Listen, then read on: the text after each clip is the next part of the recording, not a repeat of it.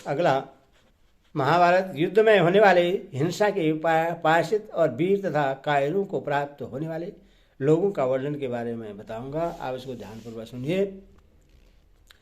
राजा युधिष्ठिर ने पूछा, दादाजी, छात्र धर्म से बढ़कर पापों तो कोई भी धर्म नहीं है, क्योंकि राजा तो कूच करने और युद्ध करने के समय बहुत से मनुष्य की हत्या कर डालता है।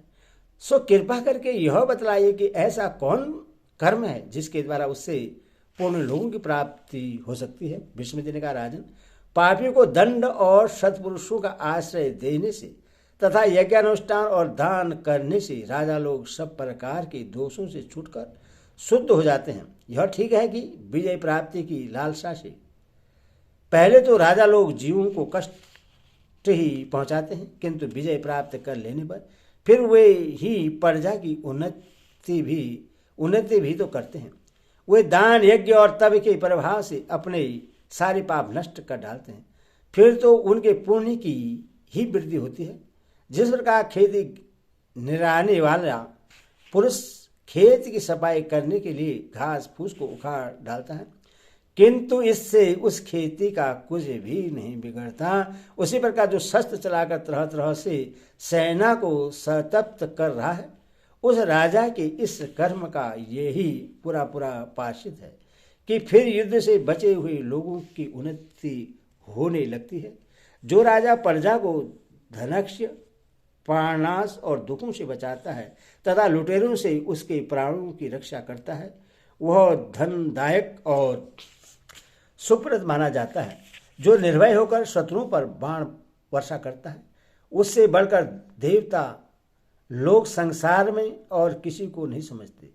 उसके शस्त्र संग्राम भूमि में शत्रु की त्वचा को जितने स्थानों पर छेद देते हैं, उससे सब प्रकार की कामनाओं को पूरी करने वाले उतने ही अविनाशी लोग प्राप्त होते हैं। उसके शरीर से जो युद्ध स्थल में खून बहता है, उसी के कारण वह सारे पापों से मुक्त हो जाता है। धर्म पुरुष ऐसा मानते हैं कि क्षेत्रीय युद्ध करने में जो तरह तरह के दुख सहता है, उनसे उसका तप ही बढ़ता है। विपक्षी वीरों से अपनी रक्षा चाहने वाले डरपोक पुरुष तो वीरों के पीछे रहा करते हैं।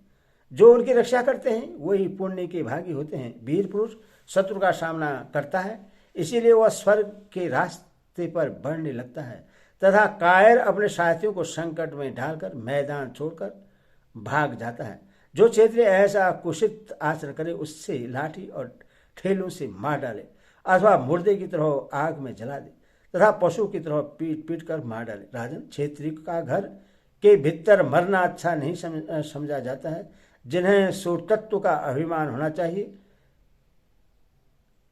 उनकी यह दुर्बलता अधर्म और निंदा के योग्य है। जो क्षेत्रीय रोग सैया में पड़कर दीन वदन और दुर्गंधपूर्ण होकर, हाय बड़ा दुख है, बड़ी पीड़ा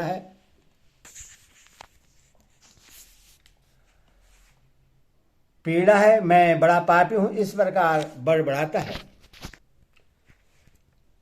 वह अपने आश्रितों को शोकाकुल कर देता है, वह निंदनीय ही है।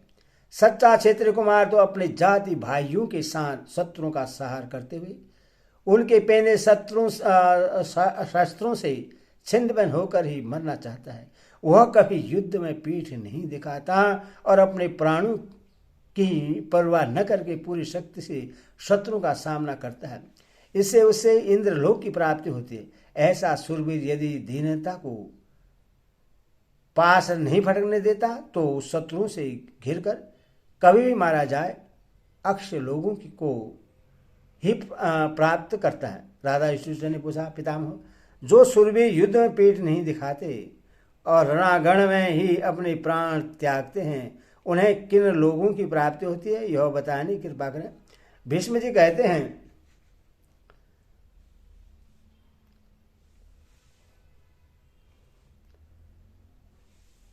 भीष्म जी बोले, राजन, इस विषय में यह पुरातन इतिहास प्रसिद्ध है, जिसमें राजा प्रद्युम्न और मिथिलेश्वर जनक के युद्ध का उल्लेख है। उस समय सब प्रकार के तत्वों को जानने वाले मिथिलाधिपति ने अपने योद्धाओं को स्वर्ग और नरक दिखाते हुए इस प्रकार कहा था, वीरों देखो ये तेजोमय लोक संग्राम में निर्भय होकर जूझने वालों को मिलते हैं। ये सभी प्रकार की कामना को पूर्ण करने वाले हैं। और देखो ये नरक दिखाई दे रहे हैं। जो लोग युद्ध से भागते हैं उनकी इस लोक में सदा के लिए अपकीर्ति होती है। अंत में इन्हीं में जाना पड़ता है। इन्हें देखने के बाद अब तुम प्राणों का मोह छोड़कर शत्रुओं को परास्त करो। युद्ध में पीठ दिखाकर निराधार नरक में न पड़ो। सूर्यवीर को स्वर्ग का सुंदर द्वार तो प्राणों का मोह त्यागने से मिलता है। राजा जनक के इस प्रकार कहने पर मिथिल वीरों ने शत्रु को परास्त करके अपने स्वामी को प्रश्न किया। अब धीर पुरुषों को सर्वदा संग्राम में आगे रहना चाहिए। गजारोहियों के बीच में रथियों को नियुक्त करें। रथियों के बाद अश्वरोहियों को रखें और उनके बीच में शस्त्रादि की से सुसज्जित पदातियों की सेना खड़ी करें। जो राजा अपनी सेना का इस प्रकार व्यूह बनाता है वह सर्वदा अपने शत्रु पर विजय प्राप्त करता है। इसलिए तुम्हें भी सर्वदा अपनी सेना का इसी प्रकार संगठन करना चाहिए। जो योद्धा रणभूमि से एकदम भाग जाता है, वीर पुरुष उन पर प्रहार करना नहीं चाहते। इसीलिए भागते हुए योद्धाओं के बहुत पीछे न पड़े। स्थावर पदार्थ चलने वाले जीवों के अन्न हैं, बिना दाढ़ों के प्राणी दाढ़ वालों के अन्न है, जल प्यासों का अन्न है और कायर पुरुष सूरवीरों के अन्न है। इसी से भयभीत पुरुष हाथ जोड़े बार बार प्रणाम करते वीरों की शरण में आते हैं। यह सारा लोक बालक के समान सूरवीर की भुजाओं पर टिका हुआ है। इसीलिए वीर पुरुषों का सदा ही मान होना चाहिए। शौर्य से बढ़कर तीनों लोगों में कोई वस्तु नहीं है। सूरवीर ही सबका पालन करता है, उसी के आश्रित हो सारा जगत है। हरि ओम तत्सद, हरि ओम तत्सद।